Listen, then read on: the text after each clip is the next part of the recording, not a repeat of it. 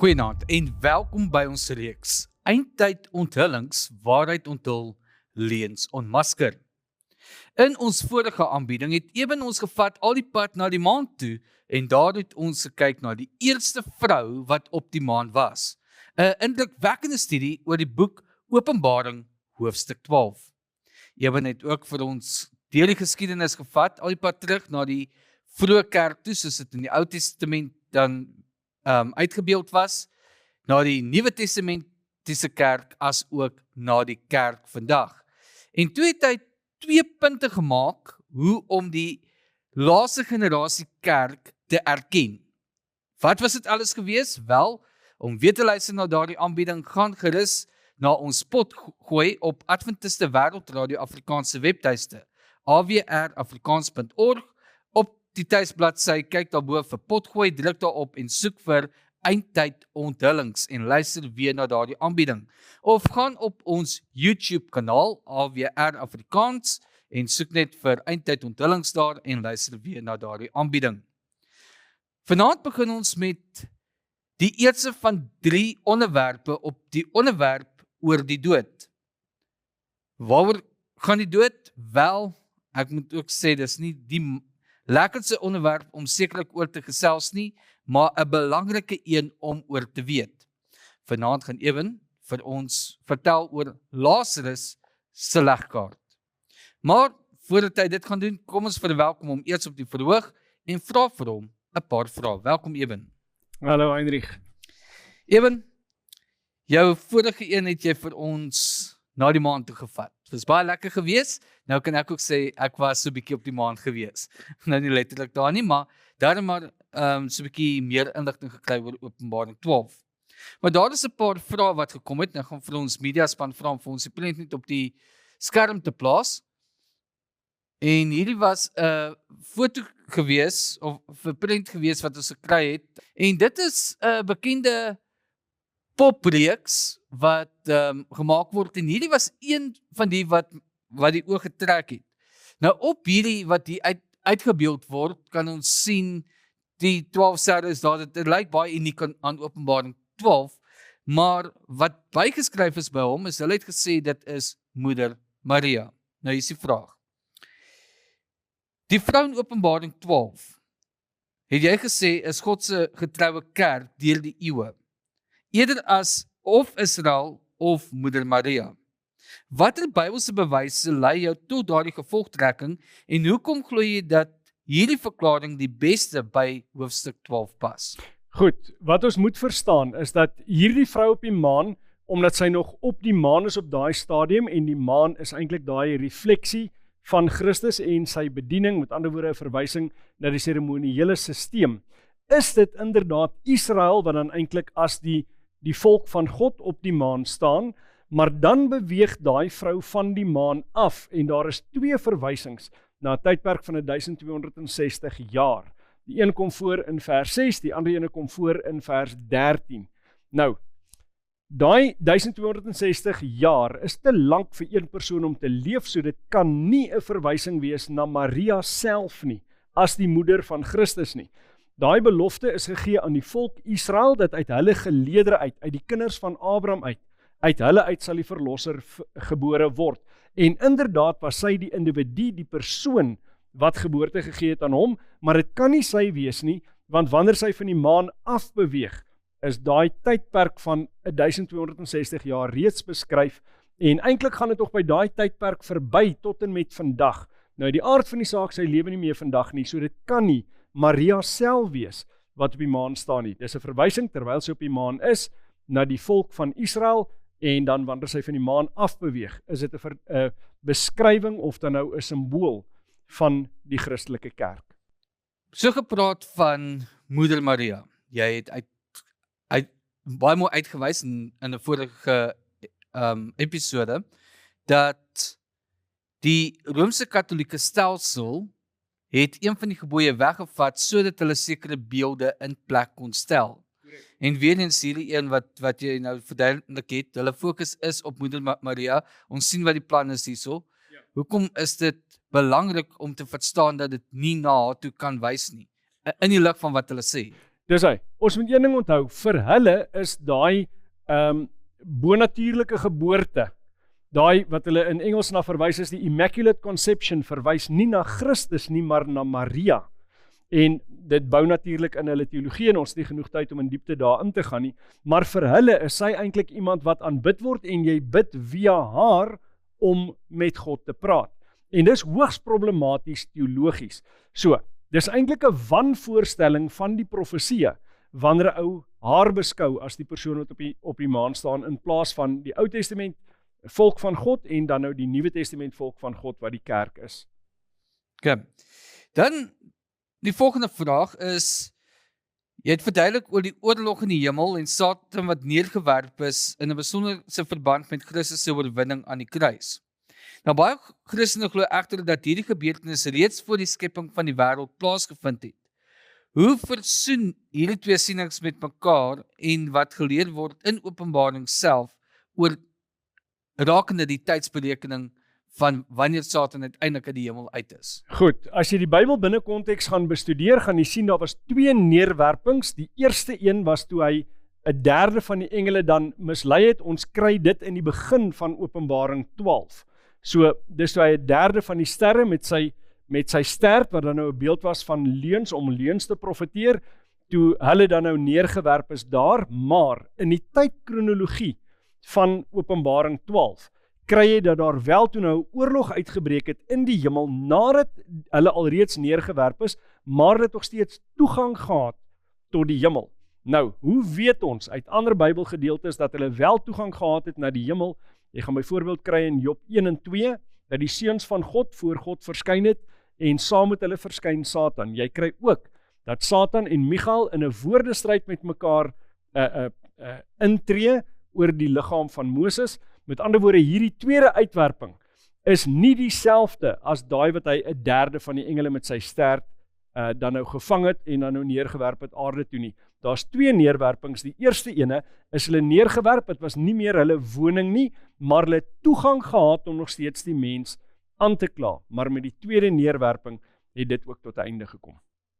Aan die einde van Openbaring 12 lees ons dat die draak oorlog voer teen die oorblyfsel wat die gebooie van God bewaar in die getuienis van Jesus het.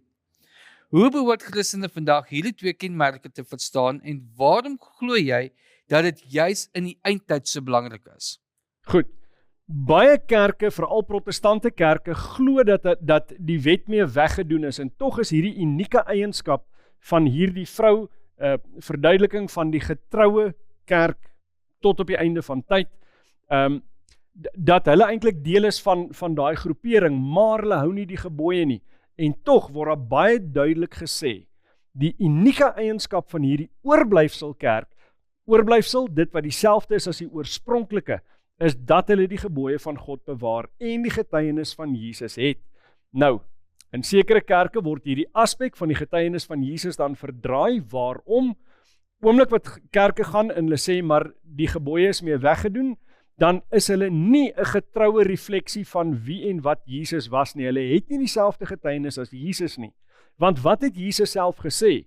Jesus het gesê, geen jota of titel sal uit die wet uit verwyder word, hoegenaamd, totdat hemel en aarde nie vernietig word nie. So, hulle refleksie van Jesus, hulle getuienis van Jesus is 'n vals getuienis en hulle self hou nie meer die gebooie nie. Met ander woorde, hulle kan nie geassosieer word met hierdie spesifieke vrou nie. Jy moet gaan soek vir 'n groepering wat spesifiek die getroue getuienis van Jesus Christus het en die gebooie bewaar.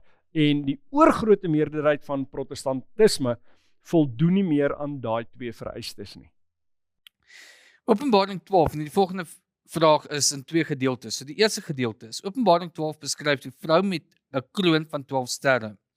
Ons weet daar is 12 sterrebeelde wat uitgebeeld word of konstellasies. En sommige mense glo dat die wyse manne die hemelruim so goed verstaan het dat hulle daaruit kon aflei wanneer die Messias gebore sou word. Waarom kan die 12 sterre in Openbaring 12 nie na die 12 konstellasies verwys nie, en dat dit eerder na die 12 stamme van die volk van God verwys? Goed, daardie kroon wat sy op haar hoof het, praat spesifiek van daar was 12 sterre, nie 12 konstellasies nie, en elke konstellasie bestaan uit 'n groot klomp sterre. Nou jy kan 'n konstellasie kry wat byvoorbeeld 12 sterre in het, maar weer eens, dit verwys spesifiek na haar krone 12 sterre in, nie 12 konstellasies nie. Nou, daar is wel gevalle in die geskiedenis waar byvoorbeeld hier in die 1800s het 'n dame 'n boek geskryf met die naam Mazzaroth, waarin sy gewys het dat die verskillende konstellasies, die primêre 12 konstellasies met hulle 2 subkonstellasies, vertel eintlik vir jou die hele verhaal van Christus van sy geboorte af. Dit word geassosieer met die sterteken Virgo. Vertel nou vir jou die verhaal van Christus en hy loop dan deur al daai siklusse van 36 sterre groeperinge, wat dan nou die 12 hoofgroeperinge is en dan nou hulle 2 subgroeperinge, dat dit die verhaal van Christus vertel. Nou daai idee wat sy voortgedryf het, is dan opgetel deur 'n man met die naam Bullinger. Hy het 'n boek geskryf met die naam Witness in the Stars en hy ondersteun dan haar siening. Hy sê ja, dit wil voorkom asof hierdie sterrekonstellasies hierdie verhaal vertel, maar onthou dis buite Bybelse inligting, met ander woorde ons glo nie dit is geïnspireer deur die Heilige Gees nie. Die Bybel vertel nie vir ons, ondersoek die sterre en daarin gaan julle nou allerlei inligting kry oor die toekoms nie. Wat ons wel moet verstaan, is daar was fenominale kennis in sterrekunde, wat spesifiek deur Daniël oorgedra is aan die Babiloniërs. En daai wyse manne wat dan uit die ooste uitgekom het, was heel waarskynlik mense wat dan nou lank na Daniël gekom het, maar die inligting wat hy met die Babiloniërs gedeel het, hulle het daaruit die kennis gekry om te weet wanneer die Messias gaan verskyn. En vir daai rede het hulle dan nou gegaan na waar hulle Jesus ontmoet het as 'n babietjie in daai krib. Tweede gedeelte van die vraag is, met die 12 konstellasies wat daar is, weet ons dat daar vandag ook daarna verwys word wanneer hulle dit gebruik om die toekoms te voorspel. Hoekom is dit gevaarlik om daarmee te doen te hê? Goed, tipies soos wat Satan doen. Hy sal dit vat wat goed is, wat God gegee het, en hy sal dit totaal en al verdraai. Nou, die sterre is nooit bedoel om vir ons elkeen individueel te vertel oor wat gaan gebeur met jou hierdie maand. Weet, is dit 'n goeie maand, is dit 'n slegte maand? Is daar nou hierdie ridder op 'n wit perd wat jy gaan ontmoet, of gaan jy amper 'n doodservaring hê of wat ook al. Dis hoegenaamd nie die intensie van die sterre enigsins nie. Die sterre in die Bybel word spesifiek dan nou gebruik om sekere feeste ensovoorts. Byvoorbeeld die maansiklus vertel vir jou wanneer sekere feeste gaan plaasvind ensovoorts.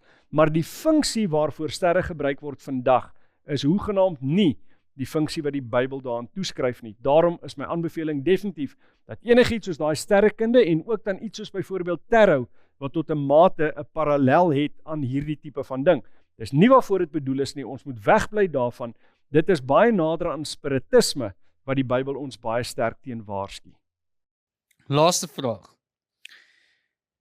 Is Handelinge 2:17 nog relevant? Nou, ek wil net die vers lees. In die laaste dae spreek God, sal ek my gees uitstort op alle vlees, en julle seuns en julle dogters sal profeteer, en julle jongelinge sal gesigte sien, en julle ou mense sal drome droom. Okay, ons moet een ding onthou. Hierdie aanhaling kom letterlik uit dit wat Petrus gesê het, Joël sê, maar sy aanhaling van Joël 2 is nie verbatim nie. Met ander woorde, hy bly nie woord vir woord by dit wat Joël geskryf het nie. Nou Joël het nooit gesê dat hierdie gebeur in die laaste dae nie, maar dit was Petrus se interpretasie en verwagting dat Jesus Christus in sy leeftyd waarskynlik alreeds gaan terugkom. Daarom voeg hy dan by in die laaste dae, maar ons glo wel dat daai aspek van in die laaste dae waar is vir die laaste dae. Kan profesie plaasvind ook in die laaste dae? By uitstek ja, want daar's 'n boodskap wat spesifiek in die laaste dae moet uitgaan. En daai boodskap is die 3 engele boodskap wat ons kry in Openbaring hoofstuk 14. So gaan die jongelinge, beide manlik en vroulik, ook profeteer. Verseker, kan mense vandag nog drome en visioene hê? Verseker, met die caveat, dit gaan nie tydprofesie wees nie. Tydprofesie het tot 'n einde gekom. Al die tydprofesie wat relevant is vir ons, is al reeds gegee. Daar gaan nie nuwe openbaring wees in terme van tydprofesie, bedoelend dan nou dagjaar beginsel moet daarop toegepas word nie, verseker nie. Maar kan mense visioene hê, kan hulle drome droom, gaan daar geprofeteer word, verseker. Dankie Eben. En onthou, as jy enige vrae het wat jy graag wil vra rakende vanaand se aanbieding of enige van die vorige aanbiedings, kan jy dit vir ons stuur na ons WhatsApp nommer 060 248 1172 060 248 1172 of gaan na ons webtuiste awrafrikaans.org en daar op die tuisbladsy sal jy die opsie kry waar om jou vraag te stuur. Vanaand se aanbieding gaan oor Lazarus en alhoewel daar nie 'n spesifieke boekie op hierdie onderwerp is nie, is 'n deel van die boek Gedagtes oor die dood. Jy kan hierdie boek bestel deur om te gaan na learnprophecy.com en daar op daardie webtuiste kan jy dan ook sien watter van die ander boekies is beskikbaar wat deur Eben al geskryf is. So maak gerus 'n draai daar en bestel jou boek. Dan is daar nog iets wat hy vir my genoem het, vir die wat op YouTube kyk. In die beskrywing van hierdie video sal jy ook 'n skakel later vind na 'n gedeelte wat hy gaan noem in hierdie aanbieding. So luister deur die aanbieding en wanneer hy kom om te praat oor Josefus, Korrek. dan kan jy gaan kyk wat is die skakel en dan na daardie webtuiste toe gaan om meer daaroor te lees. Dit is 'n baie indrukwekkende verhaal om dan te sien hoe die twee bymekaar kom. Maar daarvoor moet jy wag tot hy daarby kom om te verstaan waaroor dit gaan. Maar kom ons gee nou oor vir die lesing vanaand. Dankie Eben. Dankie Heinrich. Daar's baie mense wat glo dat die verhaal van Lazarus en die ryk man 'n letterlike verduideliking is van wat gebeur wanneer iemand afgesterf het. Met ander woorde, hulle beskou dit nie as 'n gelykenis nie, hulle sê dit is 'n letterlike verhaal. Nou, van die mense wat hierdie dinge promoveer is Suid-Afrikaners, van hulle is Amerikaners en hulle gee dan vir jou die idee dat daar sekere dinge met jou gaan gebeur onmiddellik wanneer jy sterf. Wat ons vanaand gaan doen, ons gaan toets, is dit so, is dit korrek, of skakel hierdie gedeelte in die Bybel, die verhaal van Lazarus en die ryk man, eintlik amper soos 'n spinnekop se web aan verskillende ander gedeeltes aan die Bybel en bring dit vir ons 'n totaal ander boodskap wat onverwant is aan die toestand van die dood. Dis wat ons studie is vanaand. So ons begin met hierdie Lazarus legkaart en ek noem dit spesifieke legkaart omdat ons die verskillende gedeeltes wat ons uit verskillende plekke in die Bybel gaan kry, soos 'n legkaart aan mekaar moet sit, sodat ons die volledige prentjie rondom hierdie verhaal kan kry. So kom ons begin met die Lazarus legkaart. Daar's 'n baie populêre boek wat geskryf is hier in Suid-Afrika deur Dr. Isaac Burger met die naam Die eerste 5 minute na die dood. Nou in daai boek sê hy hierdie verhaal van Lazarus en die ryk man is nie 'n gelykenis nie. Dis 'n letterlike vertelling van 'n geskiedkundige gebeure. Nou hierdie boek het miljoene eksemplare verkoop hier in Suid-Afrika. Hy is ook in Engels vertaal. Baie Engelse weergawe is ook hier verkoop. Nou, hy sê dan hierdie kan nie 'n gelykenis wees nie, want geen ander gelykenis bevat voorname nie. En hy's 100% korrek. Daar is nie ander gelykenisse waarin voorname gebruik word nie, maar in sigself beteken dit nie dat hierdie nie 'n gelykenis is nie. Hierdie kan wel 'n uitsondering wees, mits ons kan bepaal wat die rede is dat daar spesifiek voorname in hierdie geval gebruik moes word om die volle beeld oor te dra. So dis iets wat ons moet gaan kyk. Waarom word die naam Abraham gebruik en waarom word die voornaam Lazarus gebruik? En as daar 'n goeie motivering voor is, dan kan ons verstaan dis bloot net 'n uitsondering, dis nie 'n bewys dat dit 'n letterlike gebeure is nie. Nou, hy sê dan ook as 'n tweede motivering waarom dit nie 'n gelykenis is nie, dat Jesus nie 'n leuen sal vertel nie. Nou ek stem 100% met hom saam, Jesus sal nie 'n leuen vertel nie, maar as 'n gelykenis dan nou 'n leuen is, waarom is daar soveel ander gelykenisse in die Bybel en waarom het Jesus dan enigsins gelykenisse vertel? Die feit dat dit 'n gelykenis is, beteken nie dis 'n leuen nie, dis bloot maar net beelde wat gebruik word om sekere konsepte effektief aan mense oor te dra. Nou hy sê dan, weens hierdie gebruik van die voorname Lazarus en Abraham en omdat Jesus nie 'n leuen sal vertel nie, is hierdie verhaal van Lazarus en die ryk man dan 'n ware verhaal, 'n geskiedkundige gebeure. Nou, in hierdie boek sê hy dan dat daar gebid word in die doderyk. Dis die een aspek wat ons na gaan moet terugkom en die ander is dat daar aan familie gedink word in die doderyk. Nou jy sal sien daar's 2 asteriske na hierdie 2 stellings. Ons gaan moet terugkom op 'n later stadium om mooi te gaan kyk wat hierdie na verwys en ons gaan dit moet toets aan die Bybel om vir onsself te kan bepaal, is dit Bybels? Ja of nee? Dan is daar ook 'n man met die naam Henk Hanegraaff en hy het 'n boek geskryf wat uitgekom het in Engels in 2013 met die naam Afterlife. Daai boek is in Afrikaans vertaal en hy's beskikbaar onder die naam Die Lewe na die Dood en hy doen dieselfde as wat Dr. Isaac Burger doen. Hy sê dan, hierdie verhaal van Lazarus en die ryk man is dan eintlik 'n beskrywing van 'n tipe tussentoestand of oorgangshemel. Wanneer jy sterf, dan gaan jy in hierdie tussentoestand in hierdie oorgangshemel en daar gaan sekere dinge dan nou plaasvind. Maar hy sê dan dat jy spesifiek in 'n onbeliggaamde vorm daar is en hy gebruik as basis vir sy argument Lukas 16 se verhaal van Lazarus en die ryk man. Nou ons gaan ook dit wat hy hier beweer dat dit 'n onbeliggaamde toestand is, ons gaan dit moet toets aan die hand van die Bybel. Nou, om effektief te kan bepaal wat hier gebeur en om die konteks ook beter te verstaan, moet ons hierdie verhaal volledig gaan lees en wanneer ons hom klaar gelees het, moet ons gaan kyk na die onmiddellike konteks, so 'n paar verse voordat hierdie verhaal begin, om te kan sien vir wie word die verhaal vertel en daarna kan ons die verhaal self begin ontleed, om te kyk waar kom dit ooreen met die res van die skrif, maar waar weerspreek dit ook die res van die skrif. So kom ons begin met daardie proses. Hierdie verhaal kry ons in Lukas hoofstuk 16 vanaf vers 19 tot 31 en dit lees soos volg. En daar was 'n ryk man en hy het purper en fyn linne gedra en elke dag vrolik en weelderig gelewe. En daar was 'n bedelaar met die naam Lazarus wat vol swere voor sy poort gelê het. En hy het verlang om hom te versadig met die krummels wat van die ryk man se tafel val. Ja, selfs die honde het gekom en sy swere gelek. En toe die bedelaar sterf, is hy deur die engele weggedra na die boesem van Abraham. En die ryk man het ook gesterwe en is begrawe. En toe hy in die doderyk sy oë ophef, terwyl hy in smarte was, sien hy Abraham van ver af en Lazarus in sy boesem. En hy roep en sê, Vader Abraham, wees my barmhartig en stuur Lazarus, dat hy die punt van sy vinger in water kan insteek en my tong verkoel, want ek ly smarte in hierdie vlam.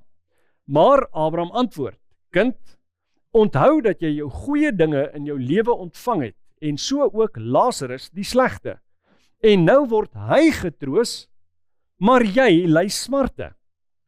En by dit alles is daar tussen ons en julle 'n groot kloof gevestig, sodat die wat hiervandaan wil oorgaan na julle nie kan nie, en die wat daar is, nie na ons kan oorkom nie.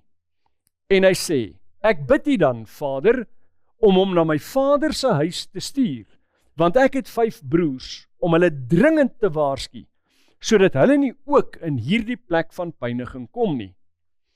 Toe sê Abraham vir hom, hulle het Moses en die profete, laat hulle na die luister. Maar hy antwoord, nee, Vader Abraham, maar as iemand uit die dode na hulle gaan, sal hulle hul bekeer. Maar hy sê vir hom, as hulle na Moses en die profete nie luister nie, sal hulle nie oortuig word nie, al sou iemand uit die dode opstaan.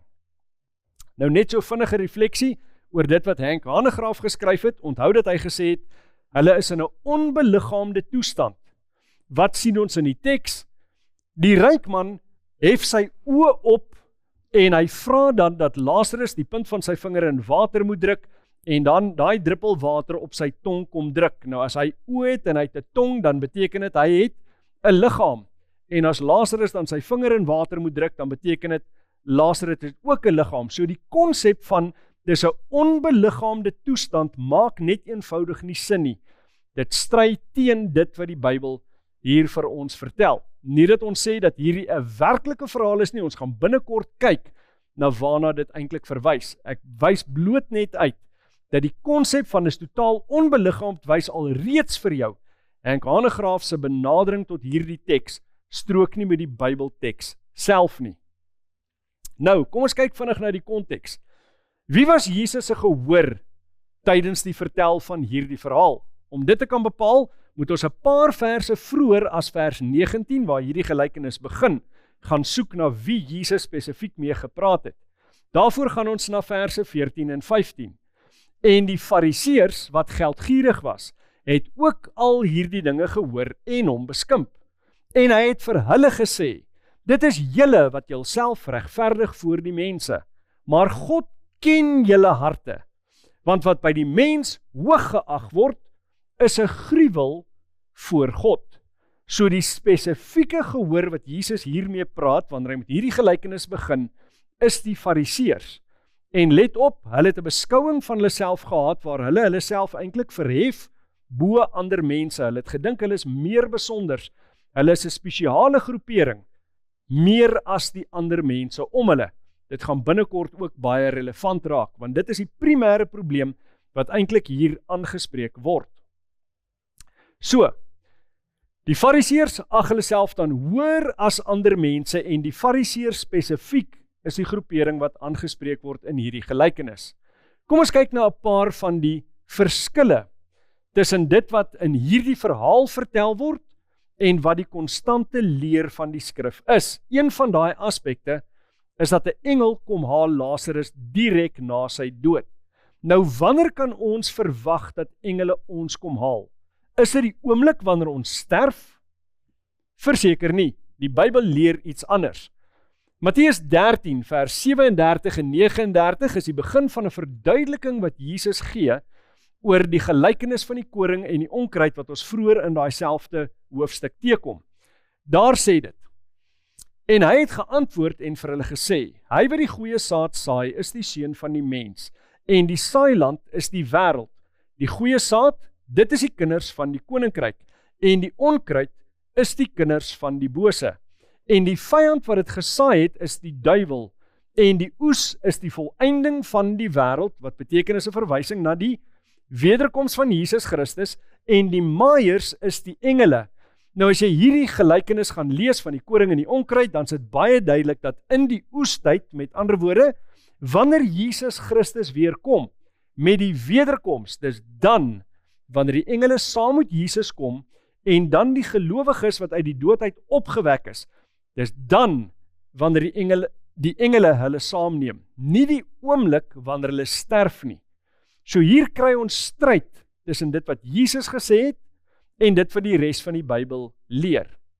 Nou moet ons onmiddellik onsself afvra, is dit moontlik dat Jesus net eenvoudig nie geweet het waarvan hy praat nie? Dat dit nie vir hom duidelik was wat die Bybelse leer is nie, dat hy onkundig was oor Bybelse leer? Verseker nie. Hy is die woord wat in die begin geskep het. En ook die woord in terme van die Bybel getuig van hom en sy bediening en vertel vir ons hy was perfek. Daar's nie 'n manier dat hy dit nie geweet het nie. So ons moet hierdie vraag in ons agterkop hou. Waarom gebruik Jesus sekere aspekte in hierdie verhaal wat net eenvoudig nie strook met die res van die Bybel nie? Inteendeel, dis in stryd met die res van die Bybel. Kan nie onkunde wees nie, so waarom doen hy dit? Onthou dit in die agterkop. Dan die volgende vraag. Liggame direk na die dood, leer die Bybel dat die oomblik wat jy sterf, kry jy onmiddellik 'n ander liggaam? Kom ons gaan kyk wat leer die Bybel vir ons. 1 Korintiërs hoofstuk 15 vers 51 tot 53. Kyk, ek deel julle 'n verborgenheid mee. Ons sal wel nie almal ontslaap nie, maar ons sal almal verander word. In 'n oomblik, in 'n oogwink, by die laaste basuin. Want die basuin sal weer klink en die dode sal onverganklik opgewek word en ons sal verander word. Want hierdie verganklike moet met onverganklikheid bekleed word en hierdie sterflike moet met onsterflikheid bekleed word. Hierdie praat van wanneer die dooies opgewek gaan word en met onsterflikheid bekleed word, met ander woorde, hulle kry nuwe liggame, en wanneer sê die Bybel gebeur dit? By die laaste basuin. Wanneer is dit? Die laaste basuin is wanneer Jesus terugkom, by die wederkoms. So weer eens 'n aspek in hierdie verhaal wat net eenvoudig nie strook met die res van die Bybel nie. Ons moet daai gedagte ook in die agterkop hou. Waarom gebruik Jesus hierdie onbybelse dinge in sy vertelling? So, die volgende, verskille met die skrif, kommunikasie tussen lewendes en dooies. Waarvoor vra hierdie ryk man? Hy vra dat Lazarus na sy 5 broers gestuur word om hulle te waarsku. Nou, in Levitikus hoofstuk 20 vers 6 word daai aktiwiteit pertinent verbied. Dit sê, en as 'n persoon hom begewe tot die geeste van afgestorwenes en die geeste wat waar sê, om agter hulle aan te hoereer, sal ek my aangesig teen die persoon rig en hom uitroei onder sy volk uit. Met ander woorde, daardie tipe van aktiwiteit wat ook genoem word necromancy in Engels, dit het die doodstraf gedra. As jy daaraan skuldig bevind is jy doodgemaak, is absoluut verbied. Waarom? Omdat jy nie werklik met die afgestorwene kommunikeer nie. Jy's eintlik besig met spiritisme. Jy's eintlik besig om met demone dan in kommunikasie in te gaan. Nog 'n gedeelte in die Bybel wat dit verbied, Jesaja hoofstuk 8 vers 19 en 20.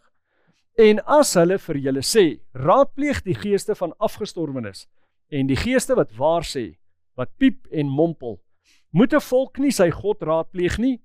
Moet vir die lewendes die dooies gevra word? Hier word dit duidelik gemaak, nee, ons kan nie met afgestorwenes kommunikeer nie, maar hy's nie klaar nie. Let op wat sê hy net daarna, tot die wet en tot die getuienis. Nou wat is die wet en die getuienis? Die wet, die eerste 5 boeke van die Ou Testament of die Pentateeg, en dan die getuienis, die res van die Ou Testament. As hulle nie spreek volgens daardie beginsels nie, dan is hulle iemand wat geen dageraad het nie. Die tweede gedeelte van die vers sê, as hulle nie spreek volgens hierdie woord nie, is hulle volk wat geen dageraad het nie. Met ander woorde, daar's geen lig in hulle nie. Hulle is eintlik vasgevang en versprei dan duisternis, want hulle praat nie volgens die woord van God nie. So, word hierdie kommunikasie tussen lewendes en dooies enigstens Bybels toegelaat? Absoluut nie, maar let mooi op. Sy versoek was, laat Lazarus, iemand wat 'n afgestorwene is, direk met hulle gaan praat. En hy sê nee, hulle sal ook nie glo nie. Hy verwys hom eers weer na die Ou Testament toe, en dan sê hy, hulle sal nie glo nie, al sou iemand uit die dood uit opstaan. Dis 'n ander saak. Met iemand wat opgewek is uit die dood, kan jy kommunikeer. Waarom? Want die persoon is opgewek. Dis nie 'n afgestorwene meer nie. Die persoon was afgestorwe. Daarom kry ons die voorbeelde in die Ou en in die Nuwe Testament, dat mense wel kommunikasie gehad het met mense wat gesterf het en uit die dood uit opgewek is. Maar in hierdie verhaal word daar gesê, al sou iemand uit die dood uit opgewek word, sal daai bewys, daai getuienis, sal nog steeds nie aanvaar word deur die broers nie. Onthou, daai boodskap is spesifiek gestuur vir die 5 broers. Ons gaan binnekort kyk wie daai 5 broers is. So, waarom gebruik Jesus in hierdie verhaal soveel aspekte wat in stryd is met die res van die skrif? Om dit te verstaan, moet ons gaan kyk na die Joodse kultuur van daardie tyd. Die oomblik wat ons daarna gaan kyk, gaan ons sien, daar was sekere tendense binne die Jodendom. Hulle het sekere dinge begin glo, wat net eenvoudig nie strook met wat die Ou Testament leer nie. Al was hulle teologies opgeleide persone, soos byvoorbeeld die Fariseërs, die Sadduseërs en die skrifgeleerdes. Hulle het wegbeweeg van die Ou Testamentiese leer. Nou, daar was 'n man met die naam Flavius Josephus. Hy is gebore in 37 na Christus en hy sterf min of meer 100 na Christus. So ja, hy lewe na die tyd van Christus, maar in sy skrywes skryf hy dan spesifiek om aan Grieke, of dan nou heidene, te verduidelik wat hulle glo gebeur wanneer iemand sterf. En daai is nie 'n nuwe konsep wat hy mee opkom nie. Dis 'n konsep wat al vir honderde jare geglo word, spesifiek onder die Fariseërs. So dit is relevant van voor die tyd van Christus, en daardie dokument word genoem The Discourse to the Greeks on Hades, die verhandeling aan die Grieke oor Hades. Nou, Flavius Josephus was dan 'n geskiedskrywer en 'n Fariseer, so hy is 'n betroubare bron vir wat in die geskiedenis plaasgevind het, maar as 'n opgeleide Fariseer weet hy presies wat hulle glo. Nou, in hierdie verhandeling aan die Grieke oor Hades, vertel hy die volgende. Hy sê Hades, wat dan die term is vir die doderyk, die plek waartoe mense gaan wat gesterf het, Hy sê dit bestaan uit 2 dele. Die een deel word genoem die boesem van Abraham, en dis die plek vir regverdiges, die wat kinders van God was, hulle eindig op in die boesem van Abraham. En dan die ander gedeelte van die doderyk is die plek waar vlamme brand, en dit is die plek vir onregverdiges of ongelowiges. Dis waar hulle op die ou ende gaan opeindig. En dan beskryf hy nog verder. Hy sê, die 2 dele word geskei deur 'n onoorbrigbare kloof. So nou sien ons hierdie parallel van dit wat Jesus vertel het en dit wat hulle geloof was. Daar's 2 dele, boesem van Abraham aan die een kant, plek van vlamme aan die ander kant, 'n onoorbrigbare kloof wat hierdie 2 plekke skei. En hy sê dan, engele bewaak die poorte na Hades. En hy sê, wanneer iemand sterf, dan word hulle gaan haal en dan bring 'n engel hulle en laat hulle deur die gepaste hek gaan. Aan die een kant, as hulle gelowig is, dan gaan hulle na die boesem van Abraham toe, maar as hulle ongelowig is, dan laat die engele hulle deur die ander deur gaan na die plek van vlamme, en hulle kan daai onoorbrigbare kloof nie oorkruis nie, so hulle kan nie hulle finale toestand verander nie. Die engel gaan hulle deur die gepaste hek laat gaan, en dan is hulle slotbestemming is dan nou basies verseël. So, Jesus gebruik die bestaande konsepte van die Fariseërs oor Hades, oor die doderyk, om vir hulle 'n geestelike waarheid te leer. Dit is nie Jesus se siening nie. Jesus ontmoet hulle op die plek waar hulle is. Hy gebruik dit wat hulle bekend is mee, om vir hulle 'n sekere beginsel te verduidelik.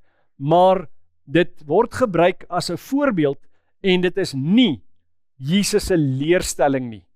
Hy verdraai eintlik hulle siening op 'n spesifieke manier, soos wat ons binnekort gaan sien, om vir hulle te waarsku oor die gevaar wat hulle werklik in verkeer.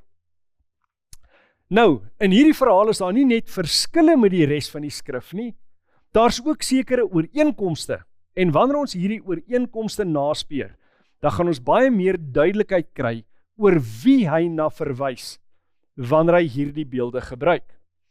Eerstens, daar's 'n vader-kind verhouding tussen die ryk man en Abraham. Hoekom sê ek so? Kom ons kyk na die teks. In Lukas 16 vers 24 sê dit, en hy roep en sê, Vader Abraham, wees my barmhartig en stuur Lazarus. So wie is dit wat praat? Dis die ryk man, en hy eien vir Abraham as sy vader. En wanneer Abraham in hierdie verhaal antwoord, dan sê hy, kind, onthou dat jy jou goeie dinge in jou lewe ontvang het. Met ander woorde, hulle eien mekaar in 'n vader-kind verhouding. Dis baie belangrik, veral wanneer ons ook gaan kyk na hierdie aspek van die 5 broers. Nou, in Matteus 3 vers 7 en vers 9 sê dit, maar toe hy baie van die Fariseërs en die Sadduseërs na sy doop sien kom, met ander woorde, hier praat ons van Johannes die Doper, sê hy vir hulle, ander geslag, wie het julle aangewys om te vlug vir die toorn wat in die kom is? Dan vers 9, sy waarskuwing, en moenie dink om by julleself te sê, ons het Abraham as vader nie, want ek sê vir julle dat God mag het om uit hierdie klippe kinders van Abraham op te wek. So weer eens, hy verwys hier na hierdie aspek van, moenie dink omdat julle kinders van Abraham is, dat julle iets besonders is nie. God kan ook uit die klippe kinders van Abraham opwek. Nou sommige mense is onder die indruk dat hy verwys het na die klippe daar in die rivier. Nou gaan God kinders van Abraham maak uit klippe uit, met ander woorde, dis amper soos 'n tweede skepping, waar die mense die stof uitgemaak het, hier gaan hy mense uit klippe uitmaak. Nee, kontekstueel is dit baie beter om dit te verstaan binne die konteks van die neerhalende terme wat gebruik is om na die heidene te verwys. Die heidene is byvoorbeeld genoem klippe of honde of enige ander neerhalende term, net sodat hulle half onderdruk word, afgedruk word, en die Fariseërs dan daai hoër posisie verhewe bo die ander kan beklee. So, wat die vader-kind verhouding aan betref, daar's definitief 'n eiening van die een teenoor die ander.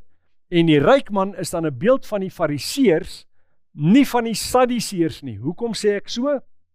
Want met hierdie gelykenis word daar spesifiek met die Fariseërs gepraat, en ons gaan binnekort sien dat die Sadduseërs een van die 5 broers is. Nou, Ook belangrik om te verstaan, die Fariseërs het geglo dat as jy geseën is in hierdie lewe, is dit 'n teken van die positiewe verhouding tussen jou en God. Met ander woorde, as jy geseënd is en soos wat die ryk man dan het, hy het purper en fyn linne gedra, baie duur artikels in daardie tyd, dan het hulle die seën van God ervaar, so die verwagting is, hulle gaan eindig in die boesem van Abraham. Daarenteen, Lazarus, wat daar buite die poorte gelê het, en hy het gesmag na net van daai krummels wat van die rykman se tafel afval, hy was vol swere, hy duidelik nie die seën van God nie, die honde het sy swere gelek, hy ervaar nie die seën van God nie, met ander woorde, die verwagting sou wees dat hy in die plek van vlamme eindig, maar ons gaan binnekort sien hoe daai beelde omgedraai word in Jesus se verhaal, om spesifiek vir die Fariseërs iets dieper te vertel. So, 'n ander ooreenkoms, daar word verwys na die 5 broers van die ryk man. Nou moet ons verstaan dat in die Joodse gedagte, is iemand jou broer, nie wanneer jy dieselfde ma het nie, maar wanneer jy dieselfde pa het. Dink byvoorbeeld, ons het vir Abraham, Isak en Jakob het 12 seuns. Nou tussen daai 12 seuns, wat broers was van mekaar, was daar 4 ma's gewees. Maar omdat hulle dieselfde pa het, is hulle broers van mekaar. Nou, as die Fariseërs die ryk man verteenwoordig, dan moet die 5 broers ander groeperinge wees wat spesifiek gesê het, vir ons is Abraham ons vader. Want die oomblik wat hulle dieselfde vader het, is hulle dan broers van mekaar. Kom ons gaan kyk. Buiten die Fariseërs was daar 5 godsdienstig politiese groeperinge onder die Jode. Die eerste is die Herodiane. Ons lees van hulle in Matteus 22 vers 16, Markus 3 vers 6 en Markus 12 vers 13. Ons lees ook van die Sadduseërs in Matteus 3 vers 7 en verskeie ander verse in die Nuwe Testament. Ons lees van die ywerraars, in Engels die zealots, in Lukas 6 vers 15, en ons lees van die skrifgeleerdes in Matteus 2 vers 4, Matteus 5 vers 20 en verskeie ander plekke in die Nuwe Testament. Nou, almal van hulle het gesê, Abraham is ons vader.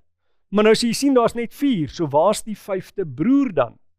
Een groepering word nie spesifiek in die Bybel genoem nie, omdat hulle 'n asketiese leefstyl gevolg het.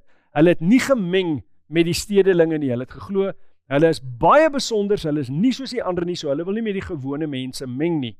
Daai groepering is genoem die Esseners, en ons weet van hulle, danksy die Dooiesee-rolle wat ook genoem word die Qumran geskrifte. Binne daai geskrifte leer ons dan dat hulle ook vir Abraham as hulle vader beskou het, en as kinders van Abraham is hulle dan ook broers van die ander groeperinge. En daar het jy die 5 broers, die Herodiane, die Sadduseërs, die ywerraars, die skrifgeleerdes en die Esseners. Nou, onthou, die een wat wou stuur na die 5 broers toe, dis die Fariseërs, so daar's inderdaad 6 groeperinge totaal en al. Daai 6 is almal broers van mekaar. So, al 5 hierdie groeperinge het Abraham dan as vader geëien. En die 5 broers is dan 'n beeld van die res van die Joods godsdienstige groeperinge buiten vir die Fariseërs, wat ons binne die Jodendom aantref. So, nog 'n ooreenkoms met die skrif. Ons kry 3 woorde wat baie uniek is en wat eintlik mens nie sou verwag binne onmiddellike konteks saam met mekaar gebruik sou word nie. En dit is die hondjies, die krummels en 'n tafel. Kyk na Lukas 16 vers 21. En hy het verlang om hom te versadig met die krummels wat van die ryk man se tafel val, ja, selfs die honde het gekom en sy swere gelek. Nou die kans dat jy daai 3 woorde by mekaar gaan teekom is nie baie groot nie, en tog is daar 'n spesifieke verwysing in die Nuwe Testament waar daai 3 woorde in onmiddellike konteks met mekaar gebruik word. So waar is dit? Matteus 15 vers 22 en dan tel ons dit weer op van vers 24 en verder. En 'n Kananeese vrou, nou in 'n ander evangelie word sy genoem 'n Sirofenisiese vrou. Al wat dit beteken is sy is 'n heiden. Sy's nie 'n Jodin nie, sy's 'n heiden. En 'n Kananeese vrou het van daardie gebied gekom en hom geroep en gesê, wees my barmhartig, Here, seun van Dawid, my dogter is erg van die duiwel besete. Van vers 24 sê dit, maar hy antwoord en sê, ek is net gestuur vir die verlore skape van die huis van Israel. Daarop kom sy en val voor hom neer en sê, Here, help my, onthou daai term, ons gaan binnekort terugkom daarna toe, om te verstaan hoe dit eintlik vir ons skakel met die naam Lazarus. Nou, Jesus sê dan hier, ek is net gestuur vir die verlore skape van Israel. Is dit waar? Het Jesus werklik net gekom vir die verlore skape van Israel? Inderdaad nie. Hy het die prys kom betaal vir almal. So waarom sê hy hier, ek het net gekom vir die verlore skape van Israel? Weereens, hy klim op 'n manier in die denkwyse van die Fariseërs, die Sadduseërs, in wat gedink het, hulle spesiaal, die Messias kom net vir hulle, want hulle is iets baie besonders. Maar ons sien in Jesus se aksie, die feit dat hy haar kind genees, dat hy inderdaad wel wys, hy het nie net gekom vir die verlore skape van Israel nie. Ons gaan verder.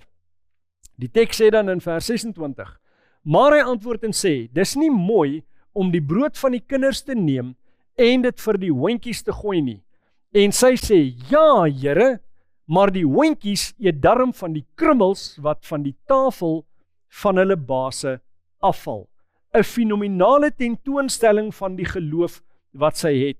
Sy verstaan sy's nie Jood nie. Sy verstaan sy's 'n heiden.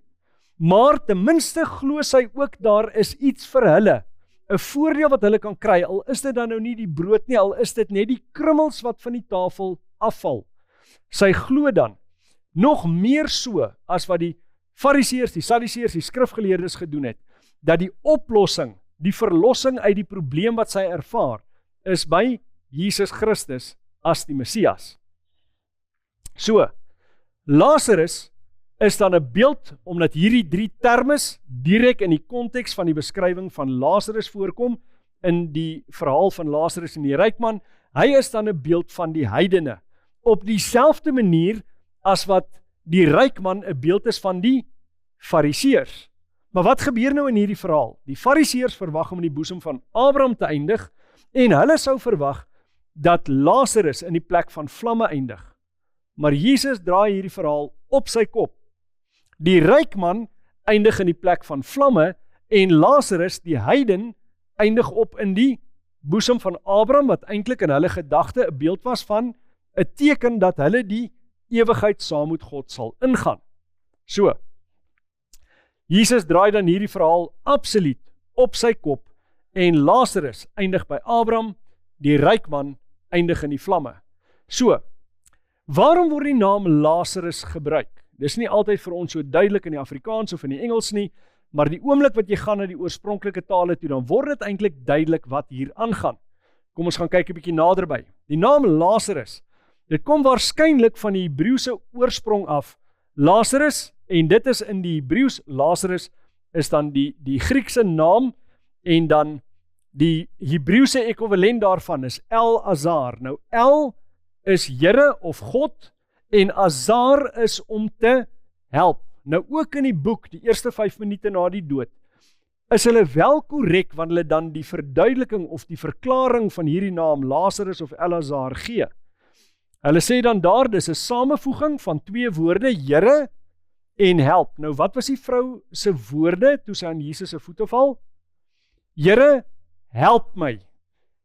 So, die boek erken ook op bladsy 33, dit kan beteken, die Here is my helper, of dan, Here help. So ons het 'n direkte verbale koneksie, nie net wat die tafel, die krummels en die honde aanbetref nie, maar ook die naam wat sy geroep het. As sy Hebreëus sou praat, sou sy op haar knieë neergeval het en waarskynlik gesê het, El-Azar, sy het waarskynlik nie Hebreëus gepraat nie, want sy is 'n Kananeese vrou.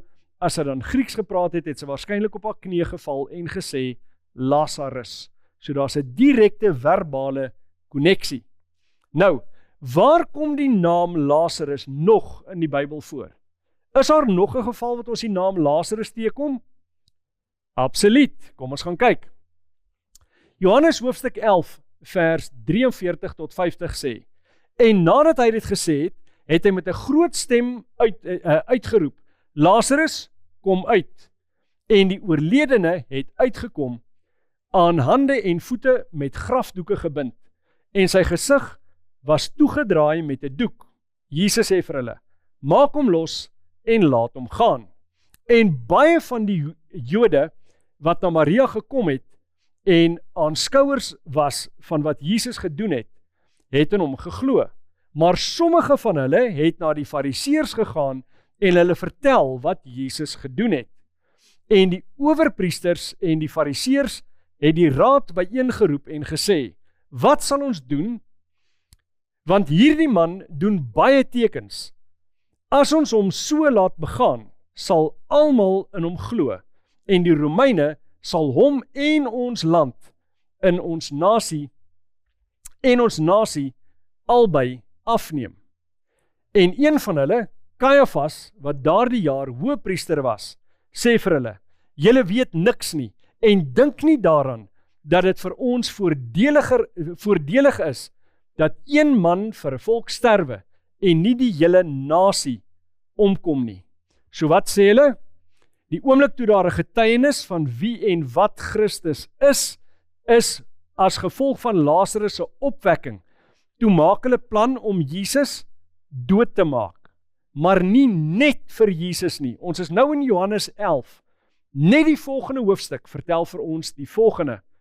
Johannes hoofstuk 12 vers 9 tot 11. Dit sê: En 'n groot menigte uit die Jode het verneem dat hy daar was, en het gekom nie alleen ter wille van Jesus nie, maar ook om Lazarus te sien, wat hy uit die dode opgewek het.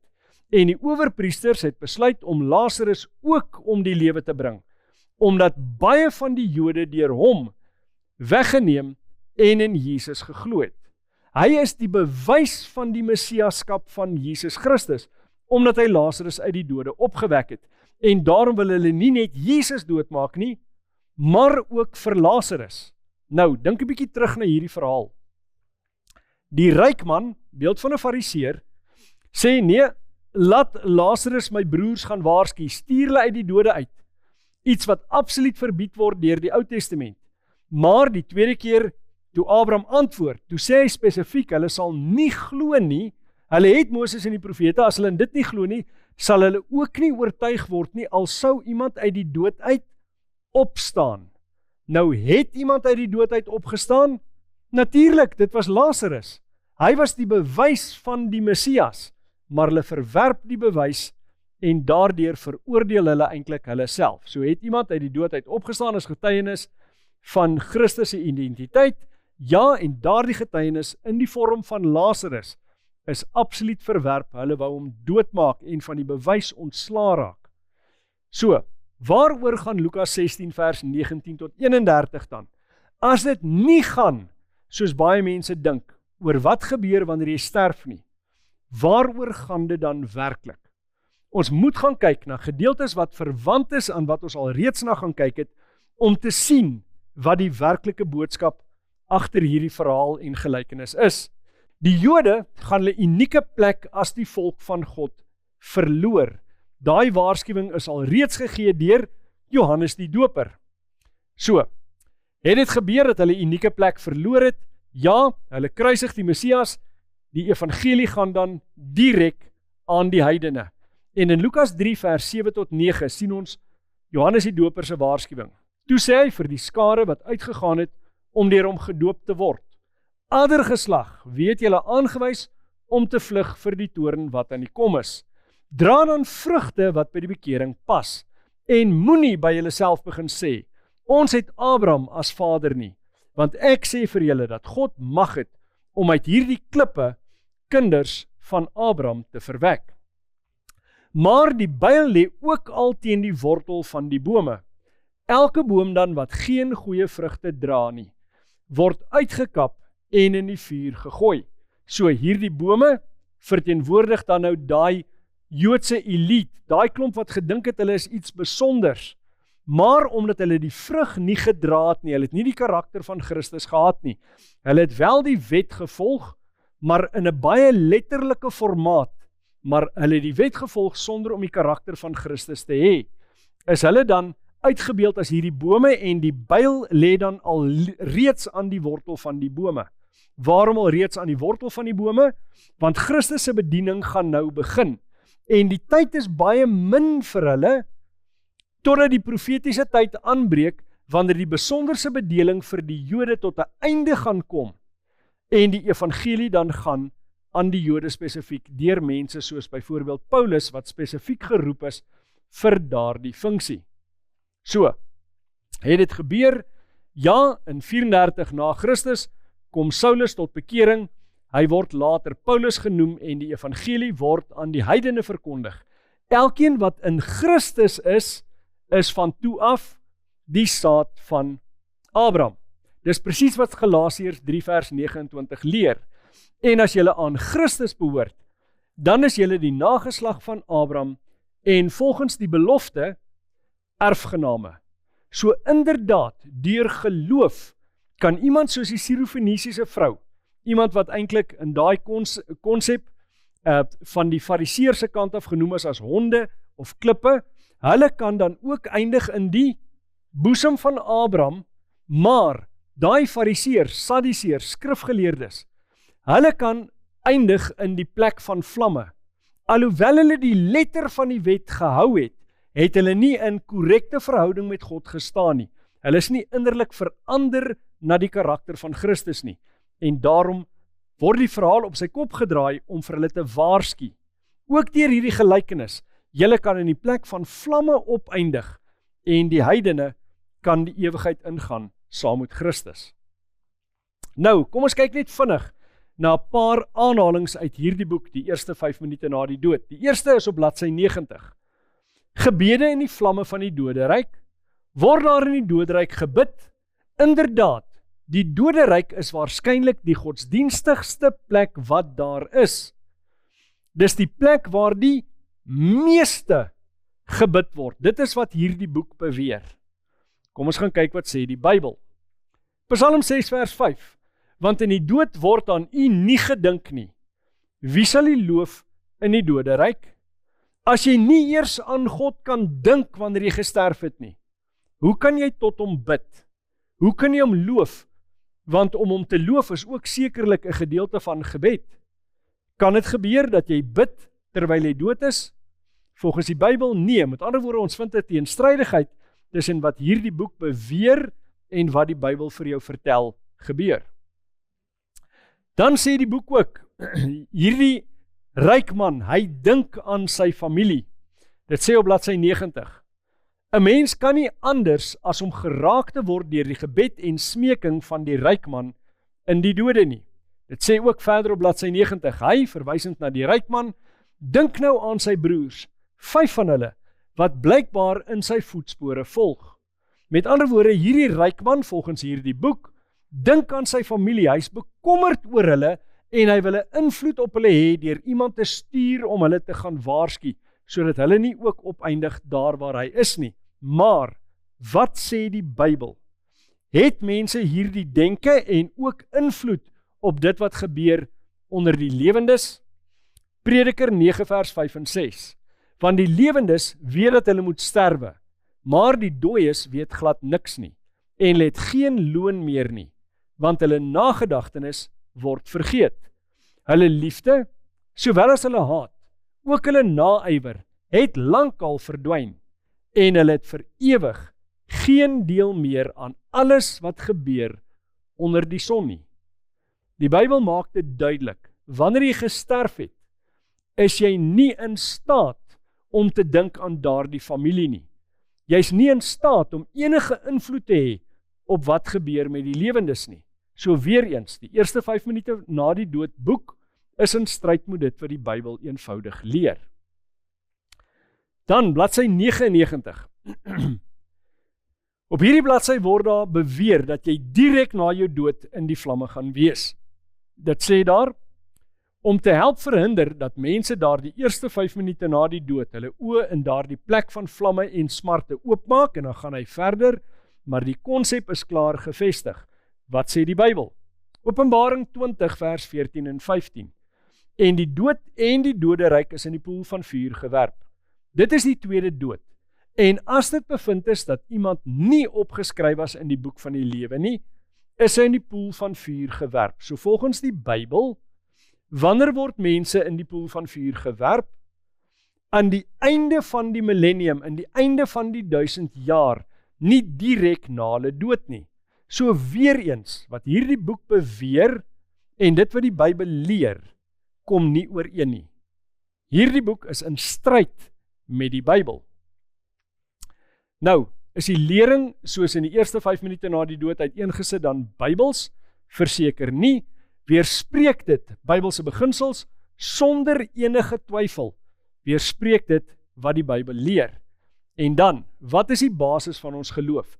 Vestig ons geloof op populêre boeke, boeke waarvan miljoene eksemplare verkoop is?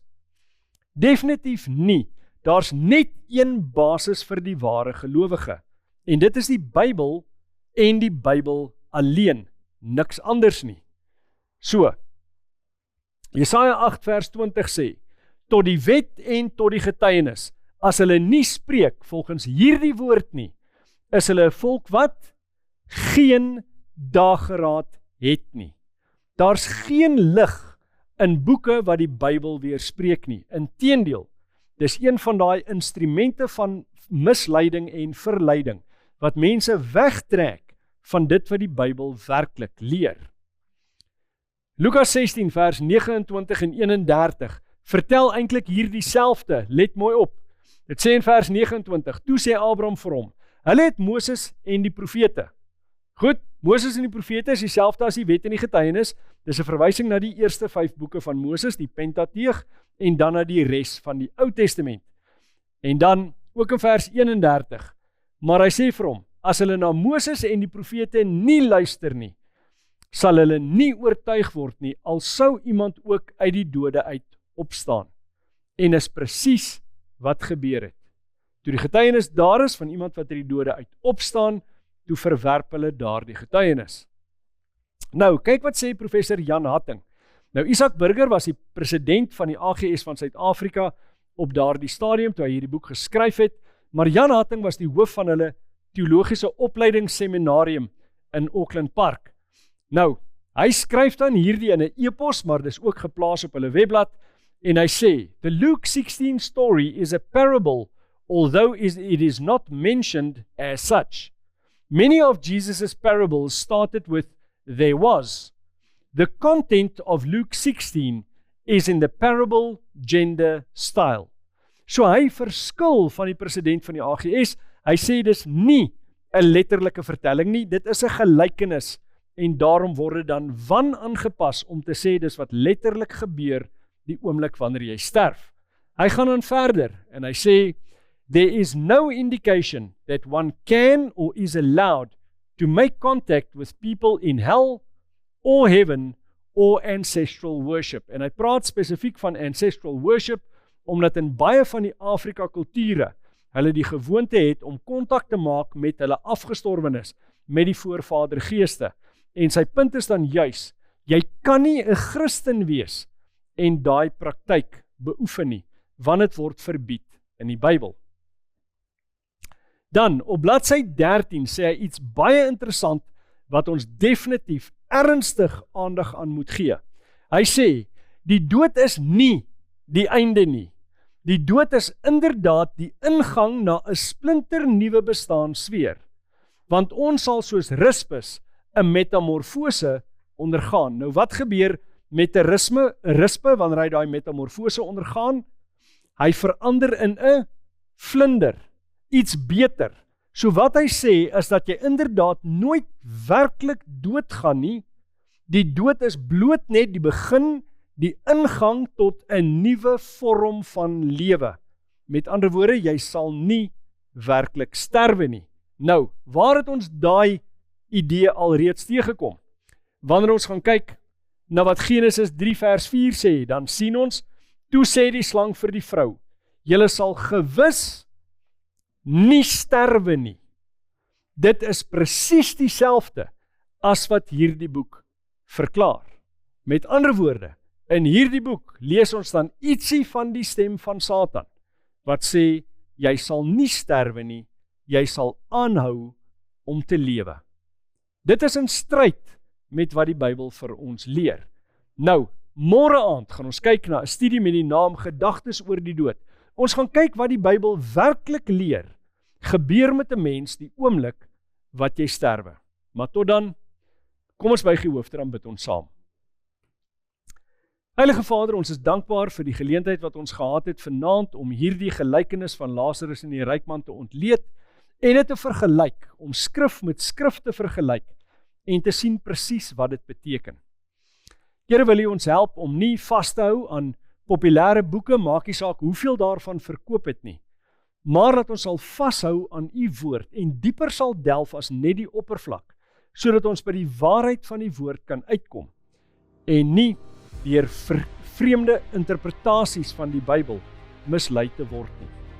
Leer ons, lei ons deur U Gees, dat ons getrou sal wees in ons studie van U woord en dat ons sal bly by die waarheid wat dit leer. Dit vra ons in Jesus naam alleen. Amen.